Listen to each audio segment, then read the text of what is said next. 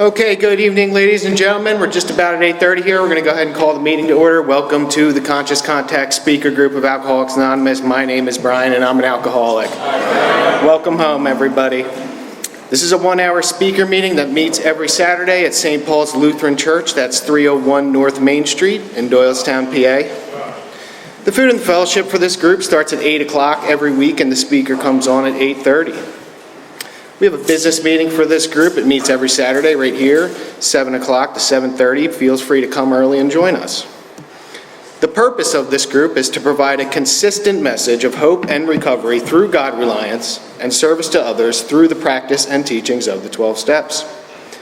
We record all speakers so that others may benefit from their message of recovery. If you wish not to be recorded, simply ask.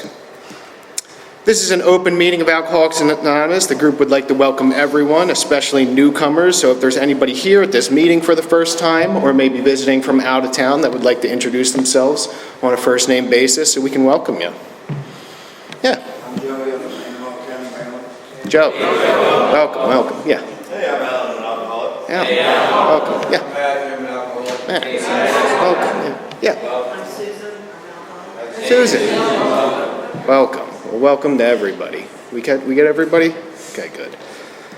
The Conscious Contact Speaker Group encourages sponsorship. Would anyone with a working knowledge of the 12 steps and who is willing to sponsor, please raise their hands. Okay, so again, if you are new, we got tons of people willing to sponsor. Grab somebody after the meeting. There's always a group of us hanging out, breaking down the meeting. We'd love to get with you, get you some phone numbers, some meeting lists, get you into the solution a little bit, you know. Are there any announcements from the floor for the good of AA? Anybody have anything going on? Nikolai. Nick. During this demonstration, if you don't have cash to go with that, just come see me. I have a QR code. We accept Bitcoin now. Yeah. What'd you say? Oh, it's Sunday night. Oh, yeah, Sunday night. Okay, so we have a running commitment. This group, we're all about service. We have a running commitment that we do every single Sunday night. It's at a treatment center up in Quakertown. So if you're available or if you'd like to come up there and share a message of hope and recovery, they really need it up there. You know, we're getting in on the front line. So if you'd be interested in doing that, you can see me, you can see Ron, see any home group member after the meeting. We'll get you the information on that, and we appreciate your service. This group does have a sister group, which is a big book study meeting. It meets right up the road, Thursday nights at 7:30. That's at Salem UCC Church, 186 East Court Street in Doylestown, PA. And the coffee for that meeting is on at 6:15. So again, feel free to show up early.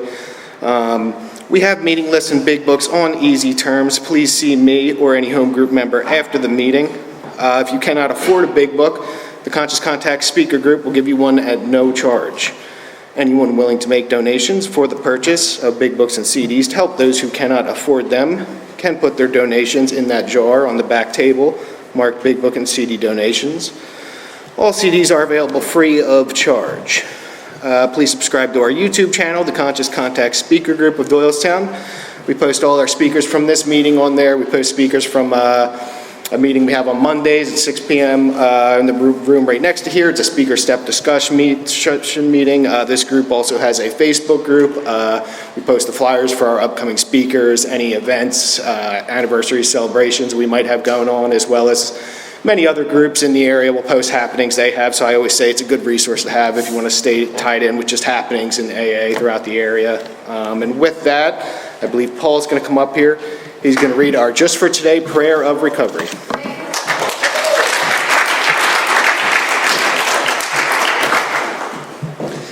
Good evening, everybody. My name is Paul. I'm an alcoholic.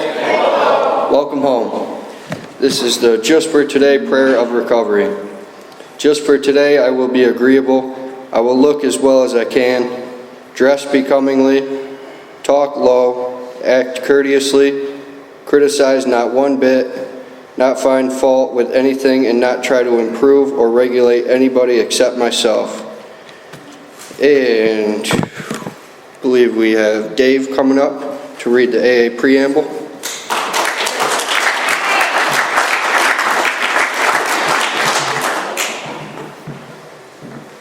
Hi guys, how you doing? I'm Dave, I'm alcoholic. Welcome home. Alcoholics Anonymous is a fellowship of men and women who share their experience, strength, and hope with each other that they may solve their common problem and help other alcoholics to recover from alcoholism. The only requirement for membership is desire to stop drinking. There are no dues or fees for AA membership. We are self-supporting through our own contributions. AA is not allied with any sect, denomination, politics, organizations, or institutions. Does not wish to engage in any controversy, neither endorses nor opposes any causes. Our primary purpose is to stay sober and help other alcoholics to achieve sobriety. Now Jason's going to come up and read the 12 steps.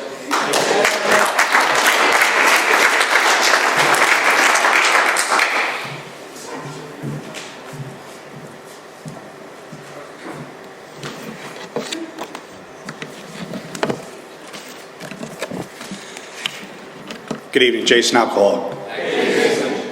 The 12 steps of recovery. Number 1, we admitted we were powerless over alcohol, that our lives had become unmanageable. 2, came to believe that a power greater than ourselves could restore us to sanity. 3, made a decision to turn our will and our lives over to the care of God as we understood Him. 4, made a searching and fearless moral inventory of ourselves. 5, admitted to God, to ourselves, and to another human being the exact nature of our wrongs. 6, we were entirely ready to have God remove all these defects of character. 7, humbly asked Him to remove our shortcomings. 8, made a list of all persons we had harmed and became willing to make amends to them all.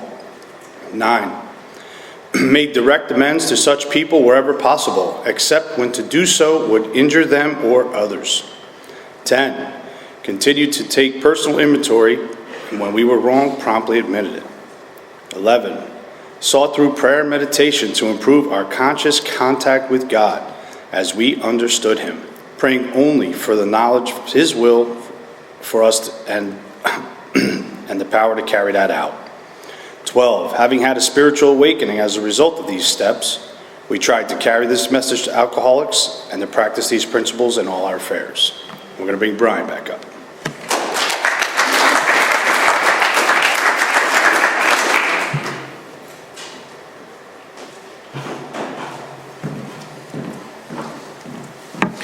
Okay, this group does have a 7 tradition. Every AA group ought to be fully self-supporting, declining outside contributions. At this time, we'll make sure the basket makes its way around.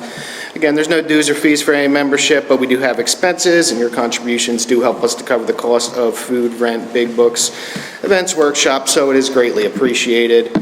There's absolutely no smoking on the church property. We have a good working relationship with the church. They just ask that we keep the premise clean as we come and go from the meeting every week, so just be considerate of that as you're coming and going. Please take a moment to silence all cell phones and limit movement during the meeting to avoid distractions. And now to introduce our speaker for tonight, a good friend of the Conscious Contact Speaker Group, came all the way up from Maryland to be with us tonight. Please help me welcome shock traumist Tim.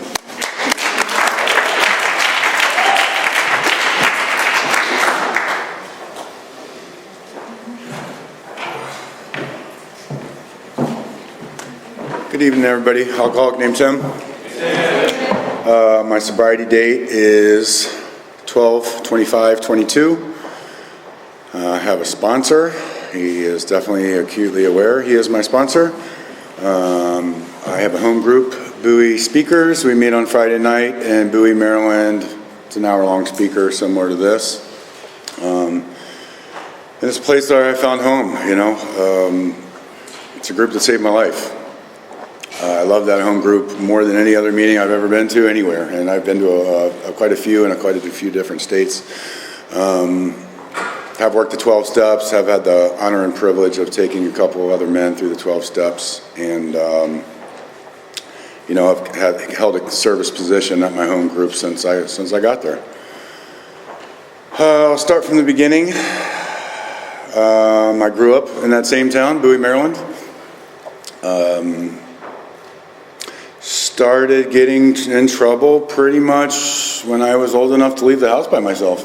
You know, I think the first time I got brought home by the police, I was about 10 years old for breaking into the elementary school. I threw my lacrosse ball on top of the school, and you know, I wanted to keep the party going, so I broke into the school and got my lacrosse ball, and you know, I didn't know they had like motion alarms and stuff like that. I wasn't really hip to that at 10 years old, so you know, I started getting in trouble right away. it was kind of like, one of those neighborhood kids that kick trash cans over and goes riding my bike down the long streets and didn't really care if it hit your car or your parents' car or whatever it was. I really didn't have any thought or consideration to anybody around anywhere, I got into drinking pretty early in my teenage years. My first experience was alcohol with a bottle of Jack Daniels that I stole from my dad. And fifth of Jack Daniels, one of the older neighborhood teenagers, we got together in an abandoned house, and my first drink was a lot like my last drink. We drank that bottle until we got to what we were looking for, and that was oblivion. Right? I fell in love with it right away.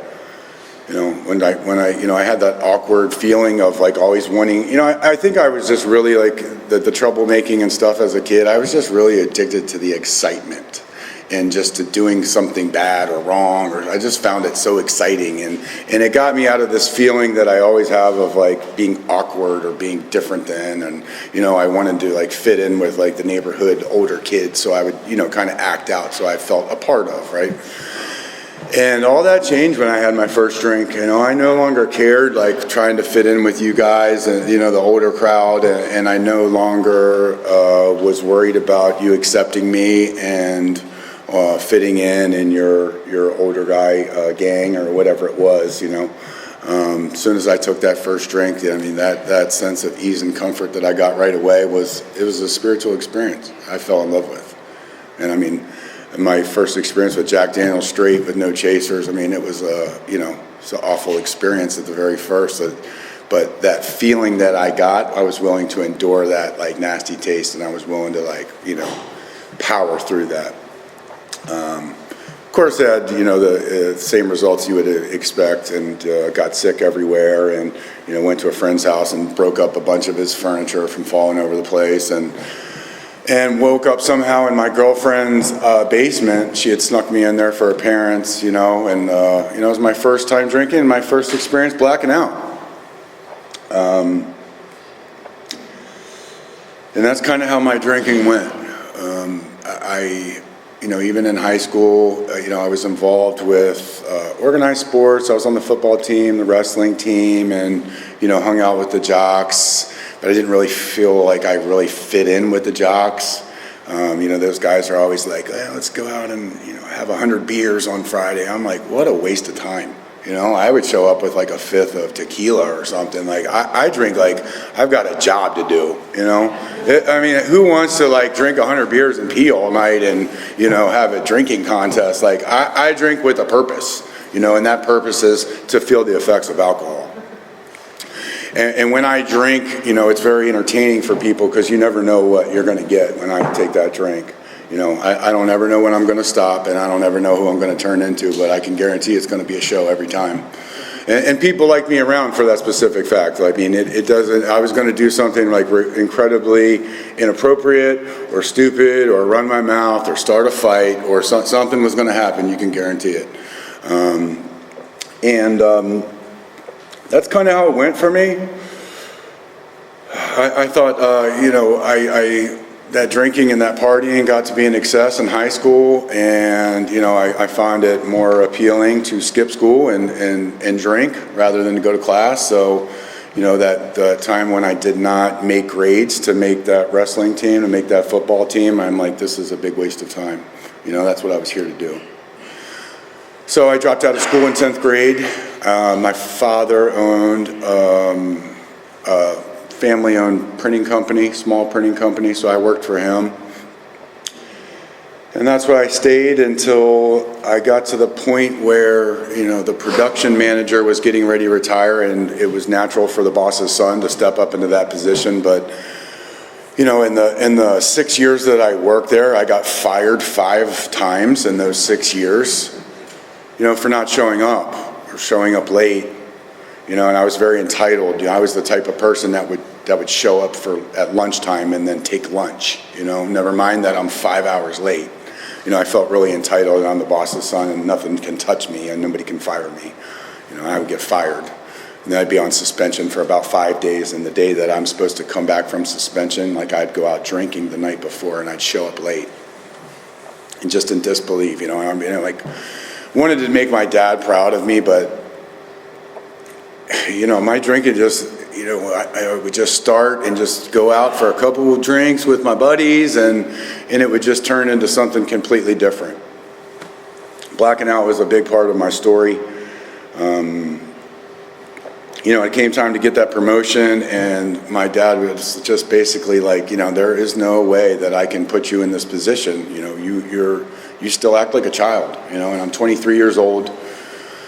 I have a 2-year-old daughter at home, and I am as responsible as as I was when I was a teenager, you know. So I came up with the bright idea of joining the military. You know, I was going to join the Navy. I was going to be responsible. I was going to become a man, and I was going to show my dad, and I was going to come back, and I was going to make him proud of me, right? And I joined that Navy, and I went to the MEP station in Baltimore, and I was kicked out of the Navy in 3 hours. I popped on a drug test, you know.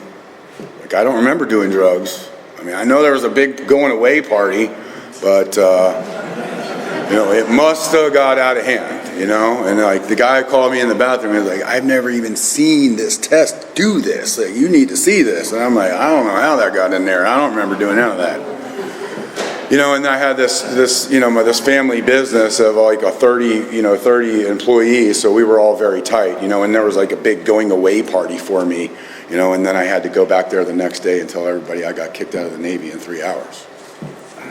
So just kind of really embarrassed and ashamed of myself, I went quickly and joined the Marine Corps. And I was sure this was the right move. This was going to make up for all that. I was definitely going to grow up. I was definitely going to become a man. I was definitely going to make my dad proud. I was going to come back and get this position that I was like born into, right? Joined the Marine Corps and was meritoriously promoted in boot camp, did really well, excelled in every way possible. My first duty station, I ended up in Fort Leonard Wood, Missouri, and at MOS school, not quite out in the fleet. Like, we still had quite a bit of rules. You know, you had to be in your fatigues during the week. They took school very seriously, and you had weekend leave, right? And that weekend leave looked like, you know, getting that paycheck on Friday and coming back to the base on Sunday broke. You know, just drank it away in 2 days. And that quickly led to wanting to start my weekends on Thursday and sneaking off base and getting drunk, you know, going to the strip club and having a good time on Thursday. And I got away with that for a while. And one of the guys in my platoon ratted me out, and you know, I'm in there on a Thursday night. I got a 6-foot round sombrero on. I'm having a good time, and my staff sergeant did not think that was very funny. And he arrested me in that strip club, and I got my first NJP, and I was busted down and restricted to barracks. You know, took my pay away. Was not allowed to leave. Was not allowed to leave the base, and was not allowed to drink alcohol. Those were the only stipulations. Within 2 weeks of not being allowed to drink alcohol, I am drunk again, for sure. And part of my restriction is I had to check in every hour to make sure that they knew that I was there and that I was sober. And then within 2 weeks, I was completely obliterated, and I am butt naked, and I'm trying to go into there, and I'm trying to check in with the duty officer, telling him I'm on base and I'm sober. You know, luckily I had a couple of buddies who were looking out for me, who uncomfortably tackled me, my naked body, and drug me back to the barracks and at least put some clothes on me so I could do that. And that's kind of how it went. I finished my tour out there. I got stationed out in California. And we were all getting ready to ship to Iraq, and I'm thinking, man, it's going to be a long time till I can drink again, you know, and I better go make this count. So went off base and we went, what I thought everybody was doing. I mean, we're getting obliterated, right? We're all getting ready to go to war. We might not come back. I go out and I just, I do what I do. I get blackout drunk and I'm driving back on base. I get pulled over a block away from the base and I get a DUI and I get locked up, thrown in jail. My unit takes off. I'm left in jail. They eventually come get me and they throw me in the brig. And because everybody in my company was gone, like there's no like trial, there's no court martial, there's no anything. They just put me in the brig and they just leave me there. And I spent almost a year in the brig for that. At that time, right after that, so staff sergeant came, got me out. I get back out there. My unit comes back and they thought that I did it intentionally, right? That I got drunk and got a DUI intentionally so I could get out of going to Iraq. And got in quite a little bit of trouble there. One of the platoon officers, platoon sergeants, ordered everybody to stay away from me and not to bunk with me and not to associate with me. And I did not take kindly to that. I thought I was a very entitled person, and I ended up assaulting my platoon officer and getting thrown back in the brig. Eventually got out about 6 months later. I mean, I did more time in the brig than I did in the fleet, Got to the point where I just wanted to go home. And what they told me was I had to have a pattern of misbehavior to get kicked out of the Marine Corps, and that's what I gave them. I got drunk all the time. I raised hell, stole cars, I wrecked cars right by the base. And I got kicked out of the Marine Corps. And, everything that I set out to do, become a better father, become a better son, and become a man, and all those things, I was like let down and missed the bar there completely from my alcohol. And amazingly enough, I didn't not even see it that way. I just felt like I was wronged. I felt like I got done dirty and treated unfairly. When I say it out loud and all these DUIs and getting caught drinking, like it makes sense to me now, but at the time I felt really like I was done wrong, and I felt like I was mad at them, and I was singled out. I came home with a bad conduct discharge from the military. Do what I usually do when I get kicked out of wherever I am. I go into my mom's basement. And, I don't have a car, I don't have a job, I don't have any money. And I get a little job on the Eastern Shore in Maryland, and it's a little, but working on a boat yard, it's a terrible job, it's hard to. And I quickly found the people that I usually find, and I start running with those guys, and, I end up at the local watering hole. And I get obliviated drunk, and I am, driving my mom's car, my mommy's car, because I don't have a car, and I can't afford one because I have a terrible job. And as I'm leaving the bar, there's only like one little bend on the highway coming back to my mom's town, and somewhere along the lines, like I fell asleep in the car, and I woke up 6 foot in the air right before I hit a telephone pole.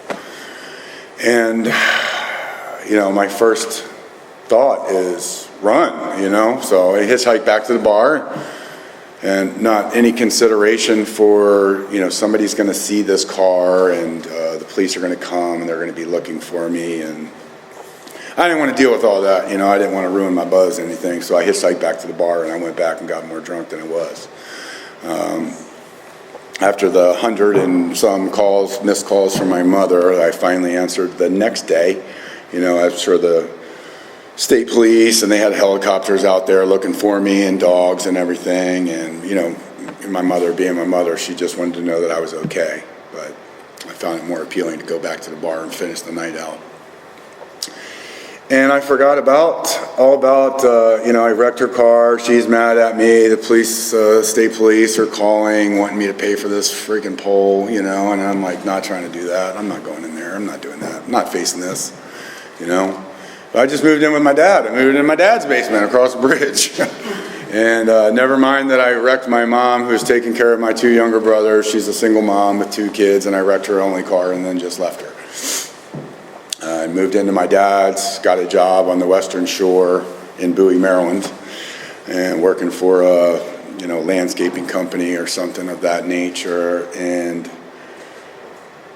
that went just like you think it went. I mean, I show up late most of the time, and if I do come in, I'm hungover. I learned this little trick in the Marine Corps. I can pass out under. I was a heavy equipment mechanic in the Marines, and so what I would do when I was hungover is I would zip tie my hands up like over the axle or something, so it looked like I was working on something, but really I'm passed out. So this is a really good trick, and I carried this over into my civilian life. So I would just go way out in the field and pretend like I was working on something, and I'd go zip tie my hands up there and just take a little siesta. And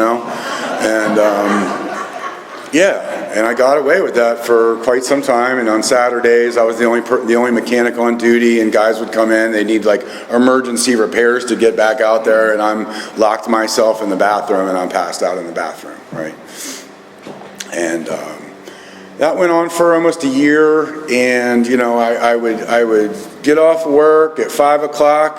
I would hit the bar on the way home. I had my favorite bar, Monty's, is right there on the way home from between my work and my house. And I'd hit that, and I'd get a beer and a shot, and I'd go home, and then I'd change out of my, I'm still in my landscaping mechanic uniform, and I'd go home and, check in with my dad, let him know I was doing okay, change back over, and I'd go right back to that bar, and I'd drink there till 2 o'clock in the morning, and I did that every day for almost a year. And I did that every day until one night I was going to see an old girlfriend. One of those good decisions that I make when it's almost about to be last call. This party sucks, so I'm going to try to hit up every old girlfriend that I've had in my past. That's a really good idea. And I fell asleep at the wheel again, and this time I wasn't so lucky. This time I'd fallen asleep at the wheel, and I had hit a tree, and I woke up after, I came to, the car's totaled, my leg is broken, it's like sticking out of my leg, and, I cracked my head open, got blood like just completely coming down on my face, and my first instinct, as always, is run. I don't want to get caught. And I figure I was just going to run back to the bar, and I know so many people there, they would like give me a ride home. I didn't think it was as serious as it was, but somehow or another, that car was resting up against a tree, and when I went to get out of the car, I didn't realize that car was still in the air, so I rolled underneath of that car, and when I rolled underneath that car, that just gave it a little momentum for that car to come down and crush me on top of it, and it pinned my arm down underneath of that car by the catalytic converter, and I was burned by the exhaust on that catalytic converter. I don't know how long I stayed underneath that car, but a long time, long enough for it to burn 30% of my body. And fire department came, got me out from under there, and I was actually medevaced from the front parking lot of Bowie Speakers meeting, Can't make that up, huh? So I was full into shock trauma, dealt with my broken leg, and stapled my head up, and the burns were so severe they had to fly me to Washington Medical Center, to the burn unit there. And for whatever reason, the only number that I could come up with was my Aunt Sheila's number. It was the only number I can remember. So she meets me at that first hospital, and she's just like, I haven't seen myself, but she just said, it's the most horrific thing I've ever seen. I mean, you can smell my flesh burning. I cracked my head open. I had just this dried blood all over my face, and she's like, I can smell the whiskey in your blood dried on your face. And I went to Washington Hospital Center, in and out of consciousness, in and out of, I think I was in a ICU in a coma for like 3 weeks, and just surgery after surgery, trying to save this arm, that I was pinned underneath this car with. I spent almost a year in the hospital in that burn unit, just surgery after surgery. As soon as I was well enough to get another surgery, then I would get another surgery. And my parents would come see me, and just like the most pain I've ever felt in my entire life. And it's not like being burned isn't the worst thing that can happen to you. It's surviving something like that that's the worst thing that can happen to you. And it's what comes after, all the skin grafts and all the scrubbing of the wounds and stuff like that. My parents just come. My mom, in the year's time, she probably only came to see me twice. She just couldn't stomach looking at me in that condition. And I swore to her I was going to change my ways and I was never going to drink again. Like, this was enough. This was my rock bottom. My whole right side of my body was paralyzed. I couldn't use my hands. I couldn't use my feet. I couldn't walk. I couldn't do anything. And after that year, they made the decision to let me go, that there was nothing more they could do for me. They took me home. I went back to my dad's house. He took care of me. I can barely walk. I'm walking with the cane. I told you they spent the better part of a year trying to save this arm. Promised my dad I'm going to change my ways and I'm going to get better and I'm going to turn the son that he always wanted. I'm going to make him proud, And that did not happen, Within 2 weeks, I am blackout drunk again. And over an argument or whatever with the girl that I'm seeing, I had come into this guy. He was hitting on my girlfriend. I mean, he wasn't sleeping with her or anything, but he was hitting on her. And this was like the only person that I had in my life, and I was going to protect her with everything that I could. So I walked into this person's house, and I threw the first punch, and on the first punch, I completely broke my arm. And I am so drunk and blacked out, I don't know that my arm is broken. So as I'm swinging at this person, I am literally hitting myself in the face until, everybody's kind of shocked, this is the craziest thing you've ever seen. He brought me back to that same hospital, back to the same people that just spent the best year trying to save my life. And my dad came to see me in that hospital, and it's the only time I've ever seen my dad cry. And he's sobbing. And he said, Tim, the love that I have for you is not sufficient enough to deal with your alcoholism. And I can't watch you kill yourself anymore. I need you to get your stuff, and I need you to move out. And I'm broke. I have no car, I have no job, I have no friends. I just embarrassed myself with my girlfriend. I have no girlfriend. And I'm on the streets. Not only am I walking with a cane, now I have this arm sling, and now I can't even move my arm. I have nowhere to go. I'm on the streets. And I tell you, it doesn't matter what situation or what the circumstances are, the only thing that's going to make me feel better is another drink. And that's what I do. And I'm powerless over it. And at the time, I don't even know anything about Alcoholics Anonymous. I don't know anything about alcoholism, and I can't see what this has done to my life, and I can't see that there is another way. I just know that I feel terrible, and I know that I'm going to feel better when I drink.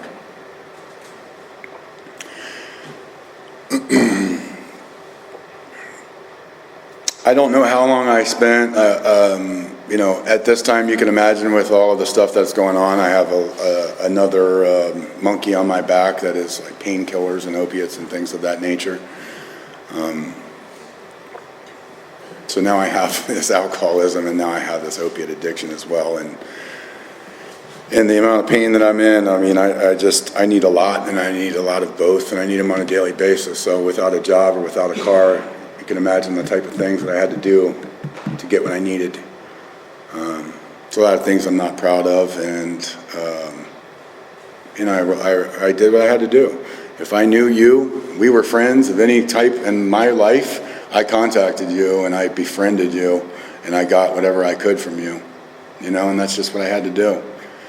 And if you loved me and you were my family and you wanted me around, you got it even worse, because you thought you could help me.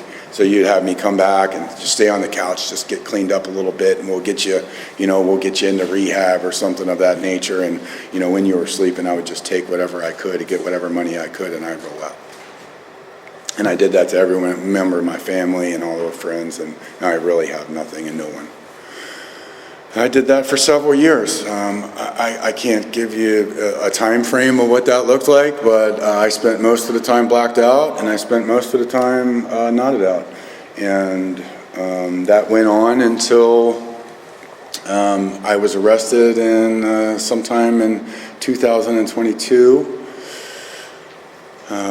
with possession with intent to distribute some non-AA approved substances, and it's been a while since I had been in trouble. I was released on my own recognizance and let go, and within a week of getting let go of jail, I am arrested again. Possession with intent to distribute. They were not too kindly on this time, and they kept me in jail, and one of those old, and of course I'm calling every friend, every girlfriend. I mean, they're trying to give me 220 years in prison. And I'm calling my dad, and I'm making up, and everybody loves me when I'm sober and I can connect, and I'm like, everybody's like, I can rebuild relationships on the jail phone because I'm sober, and I'm not trying to, steal from you, but I still need you. I still need money from you. Called an old girlfriend, my girlfriend Jessica. She forgave me, and we're like, I had the best time on the jail phone because I'm me again, and I'm like, I got my personality back, and I'm telling jokes and telling old stories and stuff, and she said, no matter what happened, she would stick with me, and we would get through this together. And I promised her, I was like, look, if I ever get out of this, I am going to be the man that you always knew that I could be, And I think that I found God in jail, right? And I read the Bible all the time, and I'm kind of preaching, and I went to a couple AA meetings in jail, right? Because now I'm going to turn it all around. And by God's grace, I was released the day before Thanksgiving in 2022, and and I did Thanksgiving with my girlfriend Jessica, had our little family thing, had my buddy Wayne over, we had Thanksgiving and all of his kids, and it was fantastic, right? And like, this is the life that I've always wanted, surrounded by friends and family and Thanksgiving and holidays. And but prior to, like, I always try to time Thanksgiving on one of my benders so I didn't fall asleep before eating and I'd miss the mark, but now I'm sober and everything's great. Like, this is the life that I always wanted, right? We had a good time, and a week later Wayne invited me over to his house and have dinner, and Jessica and I went, and he offered me that first drink, He knows I'm not drinking, and I turned over a new life, I'm not drinking anymore, right? But I'm watching my buddy Wayne and my buddy Kevin, and they're having drinks, and they're having fun, and they're telling old stories, and man, it looks so good, It looks so good, and the worst thing that can happen to an alcoholic is he just takes one drink and nothing happens, right? And now I'm convinced I'm not an alcoholic.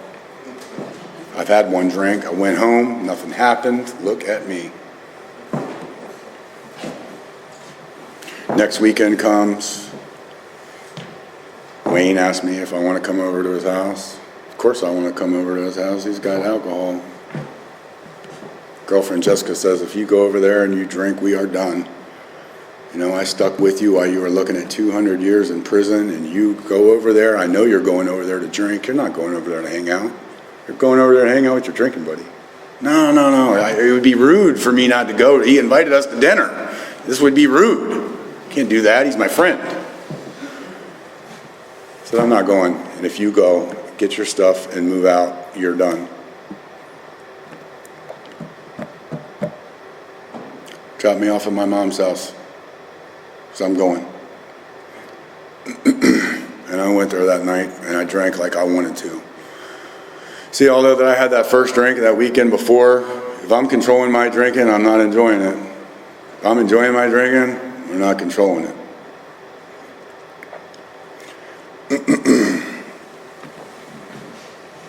And I started drinking again on a daily basis, and it's just like, not only like I never left, it took off in full flight, like it never stopped. And it's just like, I'm drinking with that purpose again of trying to forget, trying to make myself feel better, and it never comes. And, I quickly get back into opiates. And, part of my pretrial releases, I had to go take drug tests with the court system. And I had to clean up from all that stuff. And as my drug addiction comes down, my alcoholism goes up,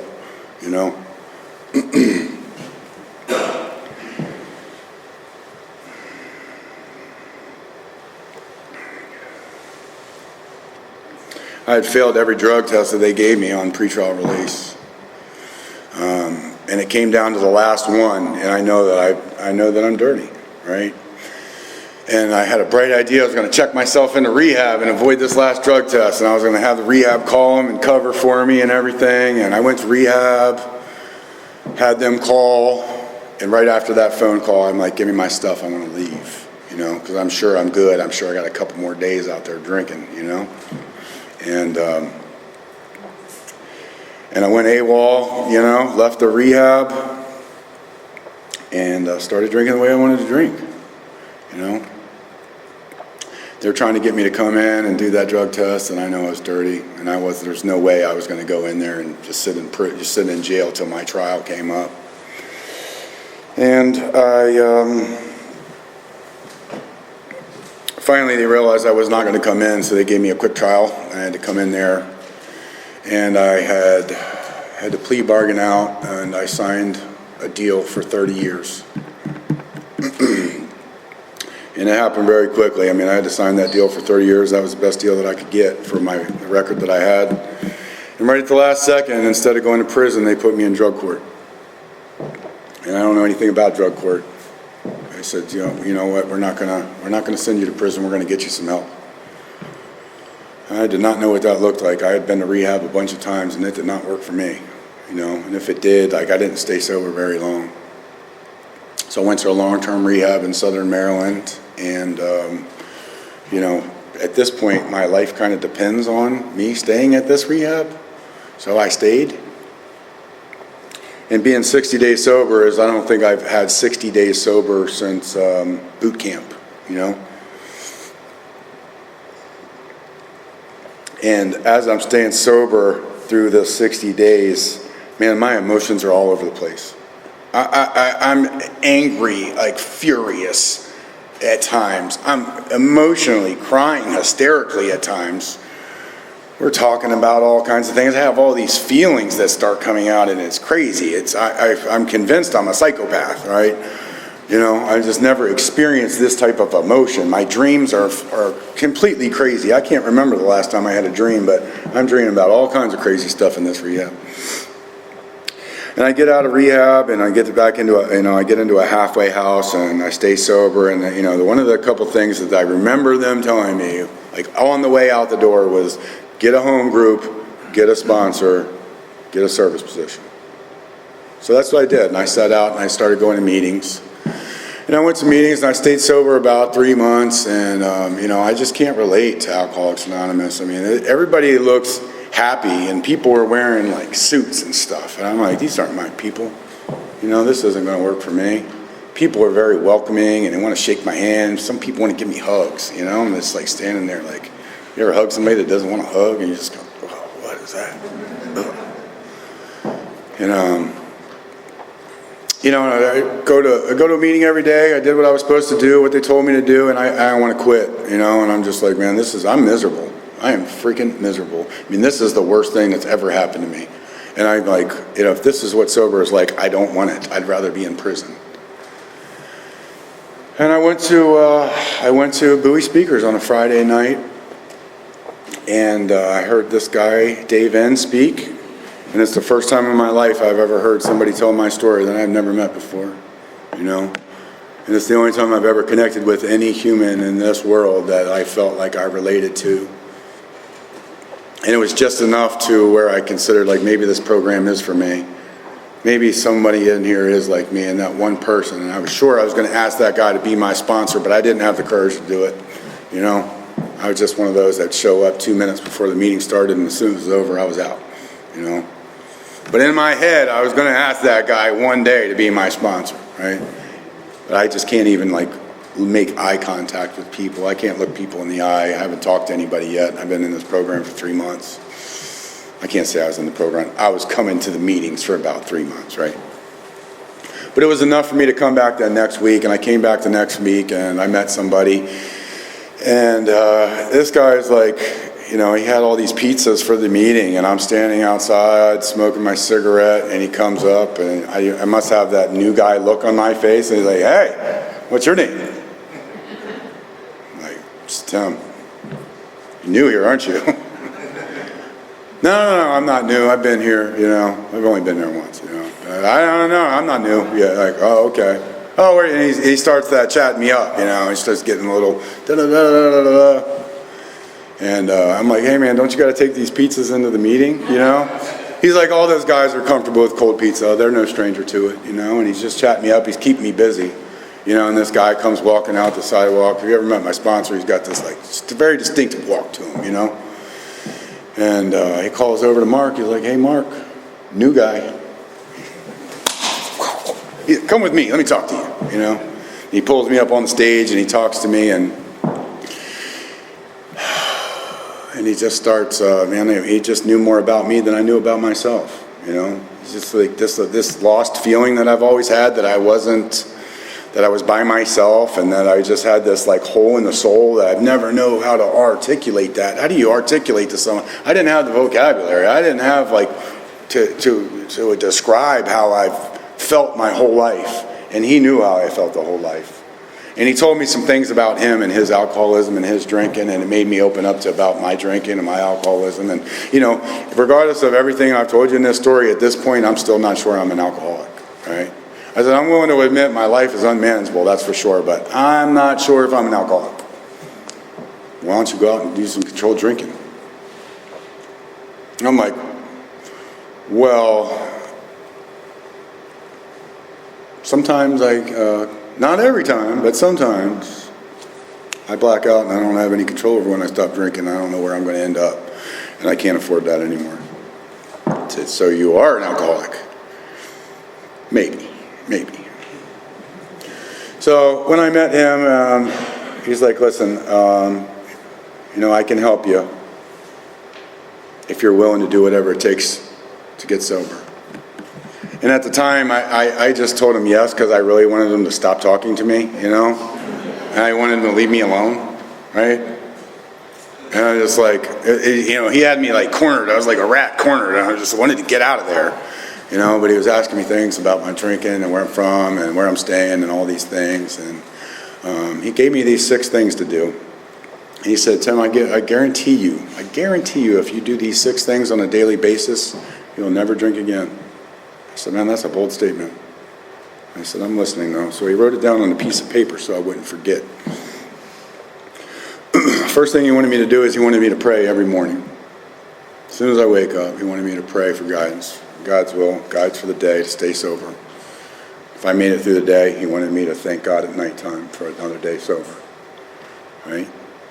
Second thing he wanted me to do, he wanted me to call him at 6 a.m. I'm like, "Man, I'm not up at 6 a.m. He's like, "Well, you get a job, you will be," right? But he wanted to give me directions for my day and not call him at nighttime, as I already screwed my day up.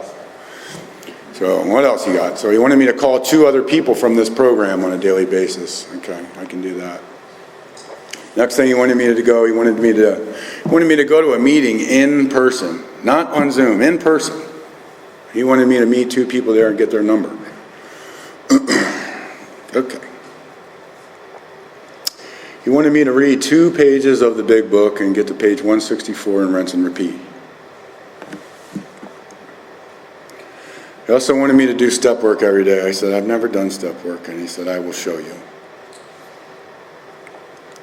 The last thing he wanted me to do is he wanted me to help somebody, and if I could, try not to get caught. Okay, so I just wrote that down. I stuck it in my big book. I didn't think anything of it. He said, "Call me tomorrow." Right? The last thing he said to me, he's like, "Tim, there's going to come a time, even with these 6 things, right, there's going to come a time where the only thing that stands in between you and that drink is your relationship with God." And I remember thinking how screwed I was, because I don't have a relationship with God. I'm not even sure if I believed in God. with everything that's happened and everything I've done in my life. I mean, I kind of, I was brought up in church. I was kind of like forced to go, but when I was old enough to make my own decisions, I don't need that anymore. I think I was about 13 years old when I decided I was going to stop going to church. Coincidentally enough, that's the year that I started drinking. But he's like, if you, do you believe that there's something, anything? I said, yeah, I believe that there's something. We just don't have any relationship, He's like, well, do you believe that I believe? I'm like, well, yeah, I mean, I believe that you believe. Look at you. You look happy, you got family, you have all these things, all right? He said, well, that's sufficient enough to work with, as long as you're willing to believe.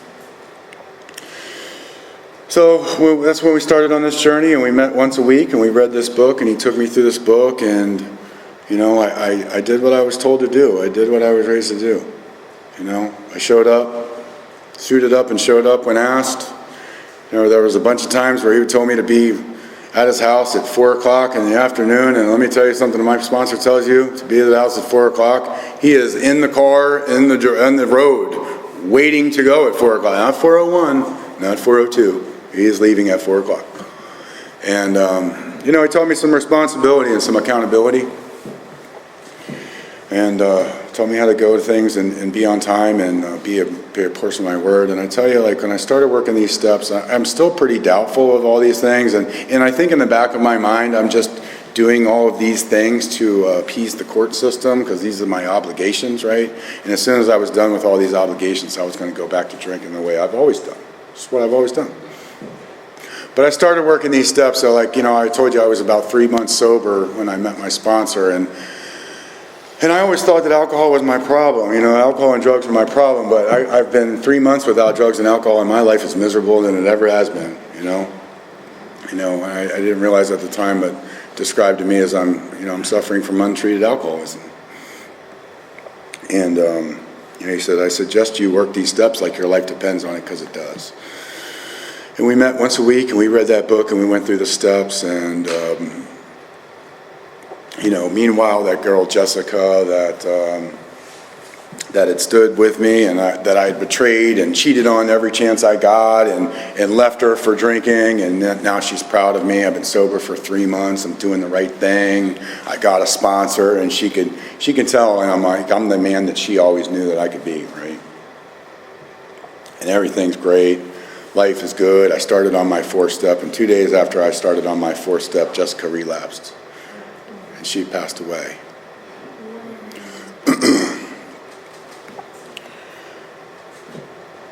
And I think, without a doubt, of everything that I've ever been through and everything that's happened to me, I think that is the lowest point in my life where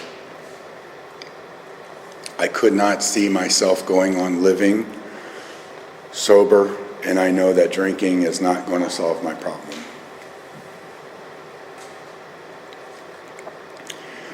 It's the only time my sponsor had any type of writing my 4th step, and I'm like, oh man, you working on your 4th step? I'm like, yeah, I'm writing all kinds of stuff, just completely lying about writing all these things, but he did have some compassion for me about losing the woman that I loved, and it was very hard for me at that particular time, and fighting through that, and especially with that going on, and my 4th step going on at the same time, and then looking at all these things, and now I'm starting to become aware, and everybody that I've ever been mad at, that somehow I'm directly responsible, that I've stepped on these people's toes, and that's why they've treated me this way. Oh, it was a terrible experience, horrible experience. And I pushed through that 4th step, and I wrote all those things, and I took that moral inventory, and I was as thorough and I was as honest as I could, and I shared those things with my sponsor, and I felt, it's the first time in my life I felt different. I felt like I had this, carrying this weight around my entire life, and it felt lighter. It felt like I had set this stuff down. And I worked the rest of these steps, and I remember reading it in the 10th step. At this time you feel the Creator. You're like walking down a broad highway, hand in hand with the Spirit of your Creator. And I'm like, I didn't really feel any different. Maybe I must have done this wrong, or maybe I don't believe, or maybe my faith isn't good, or whatever it is. And I worked this 12 steps, and I'm like, well, now what? He's like, well, now you start sponsoring guys, taking them through the steps. And I started sponsoring guys, and I feel like I'm not ready. I feel like, hey, man, I'm still sick here. I don't feel like I'm recovered. I still feel pretty, unsure about this whole thing. And I'm still hitting meetings every day, and I'm still doing the 6 things every day. And I started sponsoring guys, and I started taking guys through the steps. And I tell you, the first time that I took somebody through the steps and did that 5th step with somebody and saw the light come on in somebody's eyes, it was like that feeling that I've always been chasing my entire life. The feeling of like making a difference, seeing the presence of God in someone's life. And like this is the first time in my life like I felt good about myself, that I was like doing something, that I was worth something. And even more so, it like really made me feel like I was a part of this program, that I'd given back.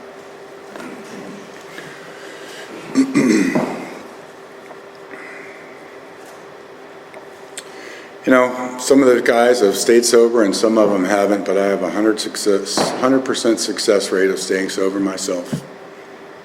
And at this time, the only thing I can do is be willing to help whoever wants help. And when guys come and then I meet guys and they say, hey, man, will you be my sponsor? I said, are you willing to do whatever it takes to stay sober? Yeah, of course. All right, we'll see. We read that big book all the way up here. Almost 3 hours of reading that big book. We did step 1, step 2. Oh man, that was a lot of reading. Guess what? We're going to listen to Joe and Charlie tapes for the rest of the way. I love that stuff. I mean, for my first year, I just speakers and Joe and Charlie throughout in between meetings. I'm hitting 3 meetings a day. I'm going IOP. I just lived this thing and, began to love this thing. I mean, it didn't happen right away, and I didn't experience I didn't experience these promises until I started helping other people. I didn't have that feeling that I was looking for until I started giving back. And that's when I started to make a difference. And that's when people started to see that this really had done something in my life, that I had something that they wanted. So, man, I'm grateful to be here. I'm grateful to be sober. Thanks for letting me come up and share with you guys. And I think that's all I got.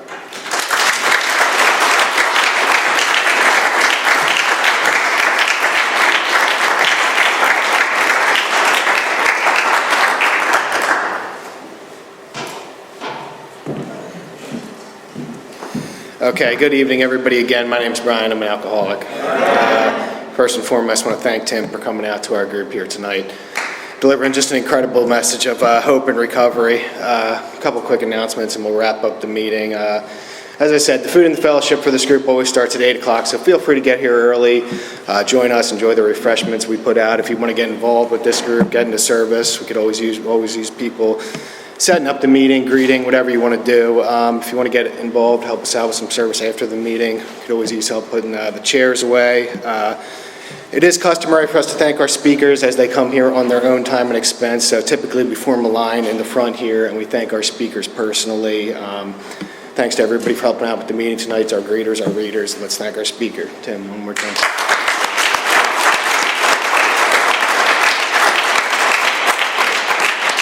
If you do care to join us, we have a beautiful way of closing down the meeting. We're going to circle up and close with our Lord's Prayer.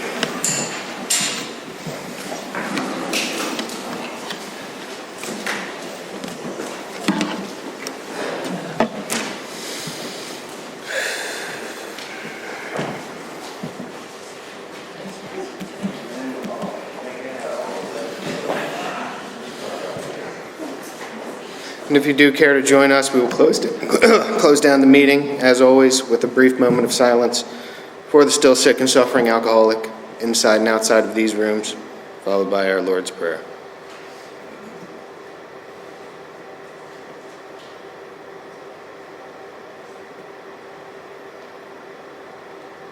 Our Father,